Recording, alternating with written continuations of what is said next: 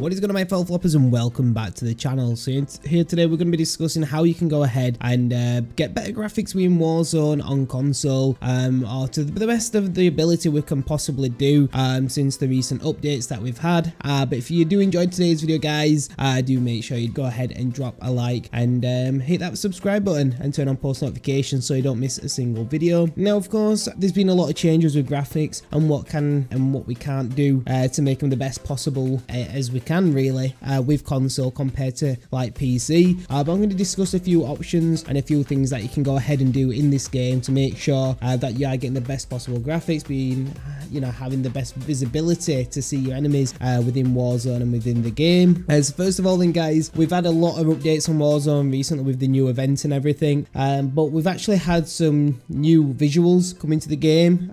So they've actually made them less saturated, made them more greener and crispy looking. It's just before it was just oversaturated. We're meant to be in like a jungle kind of themed map with Caldera, but we've actually been having a bright orange disgusting looking map. So that has all been fixed. So as you probably can tell from the recent update, the map does it does look a lot cleaner, a lot better, and definitely more playable. You can see the enemies a lot more and it's easier to get those kills. Of course, there's multiple options on what we can do to go ahead and effectively make the best possible outcome for the graphics. Now, if you think about it, we had the option of having 120 FPS on next gen consoles. However, there was an update a couple of months back that dropped it all the way down to 60 FPS. So obviously a lot of people's wanting that 120 FPS back once again, which potentially that's going to be coming back. Now they are looking to see if we can potentially get an update and fetch the 120 FPS back into Warzone. So hopefully we'll be seeing that on the next gen consoles. But you can always pop into your settings, so go into the game presets to performance mode.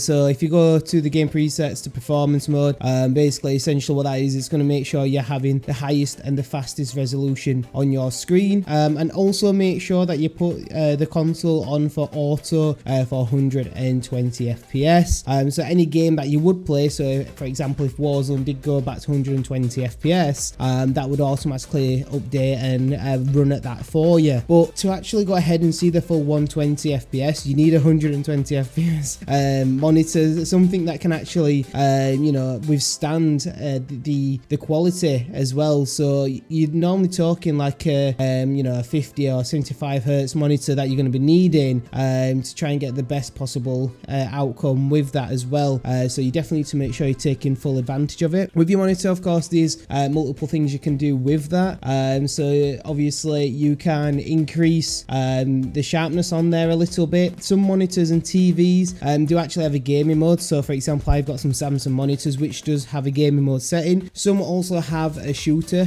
setting on the monitors, so you potentially can go ahead and put the shooter setting on your monitor as well, which I would highly recommend. If you've got a gaming mode or anything like that on your monitor, then definitely go ahead and put that on, because you will see a big difference. Obviously you want to try and get the best monitor you can, of course within your budget, what you can afford.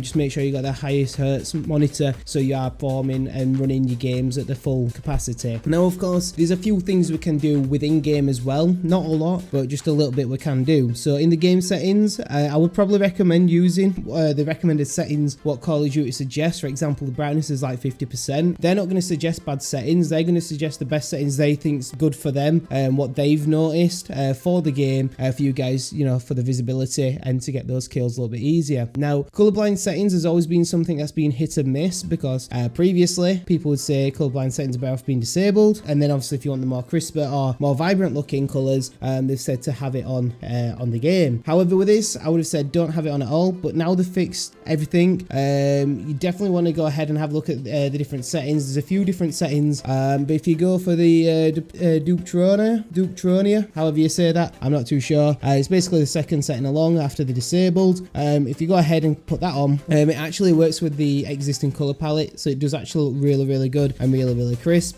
So they're just a few few options on what you can go ahead and do, but most of the settings I would say, you know, probably keep the same. But like I said, it's just a few quick tips and tricks on how to get the best possible graphics in Warzone at the moment. If any updates come, anything changes, I'll keep you guys in the loop so you guys can make sure you got the best visuals on the game. But if you've enjoyed today's video, make sure you drop a like, subscribe if you're new. But as always guys, I'll catch you on the next video.